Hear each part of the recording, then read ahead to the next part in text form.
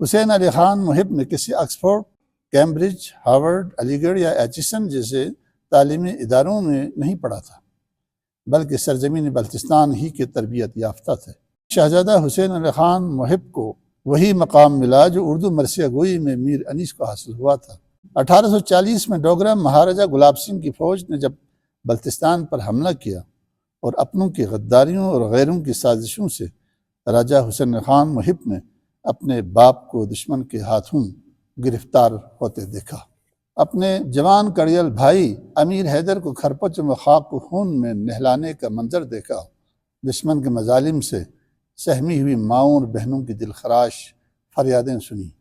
آپ نے دیکھا کہ جس قلعے کھرپچوں میں کوئی پرندہ پر نہیں مار سکتا تھا، اب اس میں دشمن کی فوج گھس کر ایک قیامت برپا ہے۔ جب اسیری کے دکھ درد سہنے پڑے تو وہ شاعر کیا بلکہ سراپا فریادی بن گئے۔ محب کی آنکھیں درد و غم کا سمندر بن کر اور شدت احساس و جذبات سے آنسو بن کر ابل پڑے۔ آخری سانس تک غریب الدیار رہے، مگر ان کی تخلیقات بلتستان پہنچتی رہیں۔ خلاصہ یہ کہ ظالم ڈوگرہ حکمرانوں نے اپنے ظلم و تشدد کے ذریعے محب اور ان کے بھائیوں کو پا بزنجیر تو کیا، مگر ان کے خیال کو بیڑیاں نہ پہنا سکے، ان کی شعور و ادراک کی قلمرو پر حکومت قائم نہ کر سکے۔ چنانچہ یہاں طبل و علم کی جگہ کرتاس و قلم نے لے لی۔ حسین علی خان محب کے مرثیوں میں سادگی و برجستگی ہے، انتہا کی روانی اور روزمرہ محاورات کی چاشنی ہے، فصاحت و بلاغت کی تابناکی ہے اور انداز بیاں میں عمدگی ہے۔ حیل امیر قاسم ملٹھو سونسے دنیا پو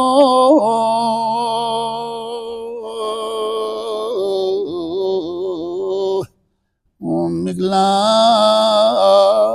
لاتھوں چھنو۔ السلام علیکم ناظرین، میں ہوں محمد حسن حسرت اور آپ دیکھ رہے ہیں سیاچن ٹائمز۔ ناظرین اکرام، ہمارا پروگرام ہے آئینہ گلگت بلتستان۔ محرم الحرام اور سفر المظفر کے ایام میں عزاداری کی روایت کے حوالے سے ہماری گفتگو کا سلسلہ چل رہا ہے۔ آج ہمارے پروگرام کا موضوع ہے بلتی زبان کے مقبول مرثیہ گو شاعر شہزادہ حسین علی خان محب کی زندگی اور فن مرثیہ گوئی۔ محترم ناظرین، بلتستان کے ادبی دبستان میں خانوادہ مقپن کے چشم چراغ شہزادہ حسین علی خان محب کا نام نامی سب سے روشن ہے۔ بالخصوص رسائی ادب میں محب کی تخلیقات بلتی شاعری کے آبرو اور معراج سمجھی جاتی ہے۔ شہزادہ حسین علی خان محب بلتستان کے آخری تاجدار مقپن راجہ احمد شاہ کے چھوٹے صاحبزادے اور ملکہ دولت خاتون کے نور نظر تھے۔ محب کے سن پیدائش کے بارے میں تاریخ خاموش ہے، البتہ ان کی وفات 1895 عیسوی کے آس پاس ہوئی ہے۔ حسین علی خان محب نے کسی آکسفورڈ، کیمبرج، ہارورڈ، علی گڑھ یا ایچسن جیسے تعلیمی اداروں میں نہیں پڑھا تھا، بلکہ سرزمین بلتستان ہی کے تربیت یافتہ تھے۔ مقپن شاہی محل خاندانی روایات کے مطابق علم و تمدن اور شعر و ادب کا گہوارہ تھا۔ شاہی محل میں علم و ادب اور تہذیب و ثقافت کا دسترخوان ہمیشہ بچھا رہتا تھا۔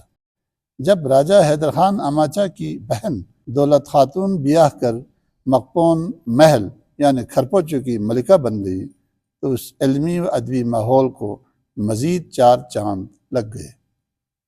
ملکہ دولت خاتون نے اپنے فرزندوں کو اپنے زمانے کے حالات کے مطابق دینی و دنیاوی علوم سے بہربر کیا۔ چنانچہ شہزادہ حسین علی خان محب کے علاوہ ان کے بڑے بھائی لطف علی خان عاشق، امیر حیدر مخلص اور ملک حیدر بیدل بھی مرثیہ گو شاعر بن کر ابھرے۔ ان میں شہزادہ حسین علی خان محب کو وہی مقام ملا جو اردو مرثیہ گوئی میں میر انیس کو حاصل ہوا تھا۔ شاعری کا فن خاندانی وراثت میں موجود تھا۔ مکتب اہل بیت کے پیروکار ہونے کے ناطے خاندان رسالت سے عقیدت و مودت بھی انہیں ورثے میں ملی۔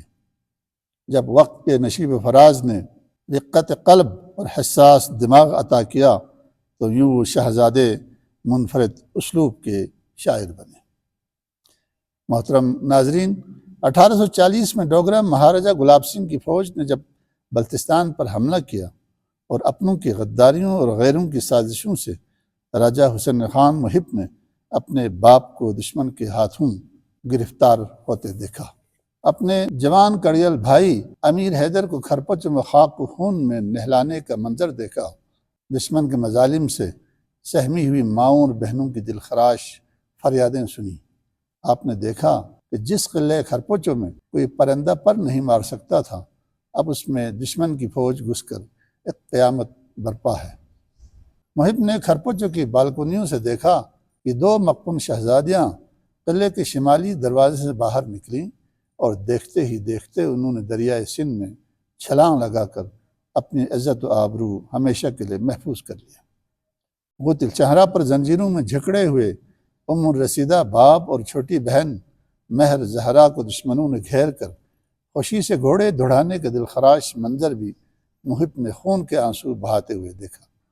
آخرکار ضعیف العمر والدین اور تمام اہل و عیال سمیت محب خود کو بھی کم سنی میں پابند سلاسل ہو کر جب اسیری کے دکھ درد سہنے پڑے تو وہ شاعر کیا بلکہ سراپا فریادی بن گئے۔ محب کی آنکھیں درد و غم کا سمندر بن کر اور شدت احساس و جذبات سے آنسو بن کر ابل پڑے۔ ناظرین کرام، مقپون راجہ احمد شاہ اور ان کے فرزند حسین علی خان محب اور دیگر اہل و عیال کو کچھ عرصہ جموں میں گمٹ دروازہ نامی مقام پر نظر بند رکھا گیا۔ بعد میں ان کو کشتواڑ جیل میں منتقل کر دیا گیا۔ راجہ احمد شاہ کی وفات کے بعد ان کے خاندان کو ترال میں شہر بند رکھا گیا۔ آخرکار بلتی شاعری کا یہ سورج ترال پنیر میں غروب ہوا اور وہ وہیں پیوند خاک ہوئے۔ ان کی اولاد اب بھی بٹراج کے نام سے وہاں آباد ہے۔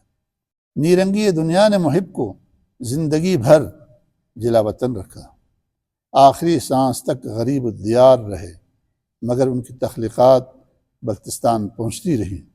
خلاصہ یہ کہ ظالم ڈوگرہ حکمرانوں نے اپنے ظلم و تشدد کے ذریعے محب اور ان کے بھائیوں کو پا بزنجیر تو کیا، مگر ان کے خیال کو بیڑیاں نہ پہنا سکے، ان کے شعور و ادراک کے قلمرو پر حکومت قائم نہ کر سکے۔ چنانچہ یہاں طبل و علم کی جگہ قرطاس و قلم نے لے لی۔ شہزادہ حسین علی خان محب ظاہری جاہ و حشم سے تو محروم ہو گئے، مگر اللہ تعالیٰ نے ان کو اقلیم شعر و سخن کی بادشاہی بخش دی۔ علم و ادراک تو پہلے سے ہی بخوبی تھا، زندگی کے تلخ تجربات، خونین انقلاب، کٹھن حالات اور کال کوٹھری کے در و دیوار نے مشق سخن سے خوب آشنا کرا دیا۔ مودت اہل بیت کی آگ دل میں سلگ رہی تھی، چنانچہ محب کا قلم منفرد اسلوب کے ساتھ شبنم افشانی کرنے لگا۔ حسین علی خان محب کے دلسوز مرثیوں کی آہنگ کشمیر کے روزن زندان سے نکل کر ہوا کے دوش پر فضائے بلتستان میں ایسی پھیلی کہ 150 سال کے بعد بھی اب تک اس کی گونج بڑے تم تراق سے سنائی دے رہی ہے۔ حسین علی خان محب کے مرثیوں میں سادگی و برجستگی ہے، انتہا کی روانی اور روزمرہ محاورات کی چاشنی ہے، فصاحت و بلاغت کی تابناکی ہے اور انداز بیاں میں عمدگی ہے۔ محب نے بلتستان کے تہذیب و تمدن کے زیر اثر اپنے مرثیوں میں حفظ مراتب کا بڑا خیال رکھا ہے۔ ان کے مرثیوں کی ایک خوبی یہ ہے کہ انہوں نے جذبات، خیالات اور مضامین میں باریکیاں تو پیدا کیں اور نزاکت اور لطافت کے پہلوؤں کو اجاگر بھی کیا، مگر تخیل کی پرواز میں حقیقت اور فطرت کو کبھی فراموش نہیں کیا۔ گویا بلتی مرثیے کا سہاگ اب تک محب کی بدولت قائم ہے۔ کربلا میں شہزادہ قاسم کو خون آلود حالت میں جب امام علی مقام نے واپس خیمہ گاہ لایا اور بی بی مہربانوں کو نوجوان بیٹے سے ملنے کے لیے سہارا دیتے ہوئے خیمے سے باہر لایا گیا تو اس وقت ماں فریاد کرتی ہوئی بیٹے سے مخاطب ہو کر کہتی ہے، حیل امے قاسم ملٹھو سونسے دنیا پو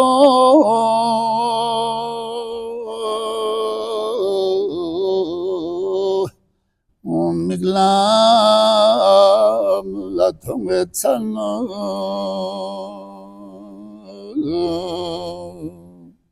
سے اقتو دیرین سونسے کھری لحمیں ماتو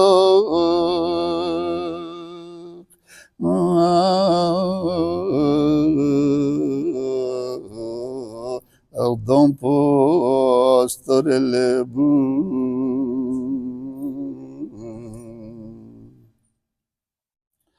Qasim maladuk senachituk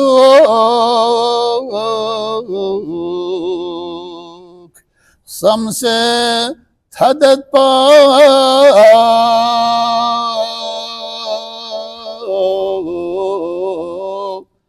دکھنا سی شناسی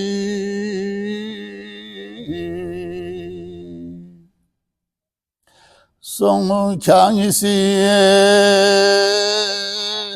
سنتوخ نشی توک پوکل سویکھا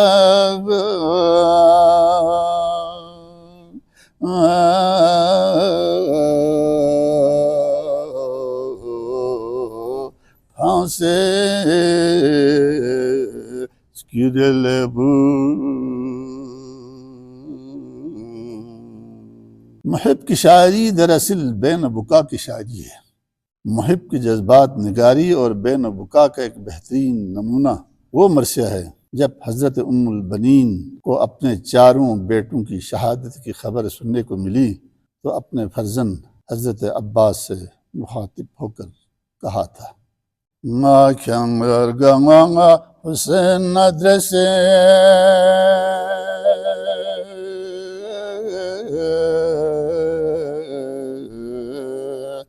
لوکو سے تھنرے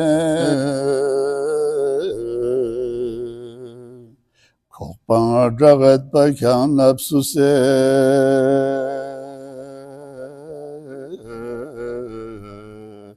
گالتے لبو کیوں مسا مہین لو حسین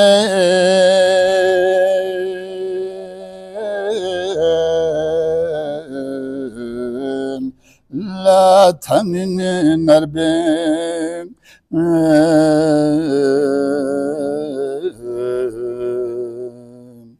سونگ سے پوپو نا پوتھو نچون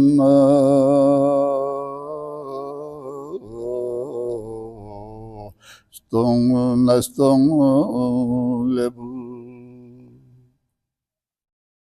محب نے مرثیے کے علاوہ مقبول نوحے بھی لکھے ہیں جن کا اپنا ایک الگ رنگ اور منفرد سوز و آہنگ ہے۔ دنیا دیٹھم ان پا بیا چاسی بیو میولی کھگو چاسی گو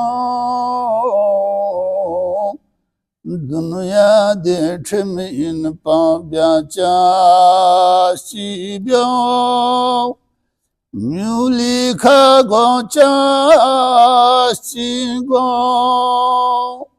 ہائے اماد مظلوم گلفے کھاتن روفلون لاہیڑی گو ہائے اماد مظلوم گلفے کھاتن روفلون لاہیڑی گو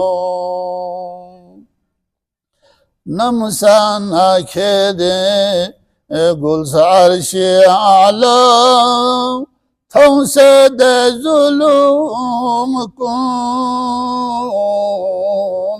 نمسان کھیدے گلزار عالم تھوں سے دے ظلم کن Bonglahlaneme bustrinna balbis sunchongi begargo hayır bonglahlaneme bustrinna balbis sunchongi begargo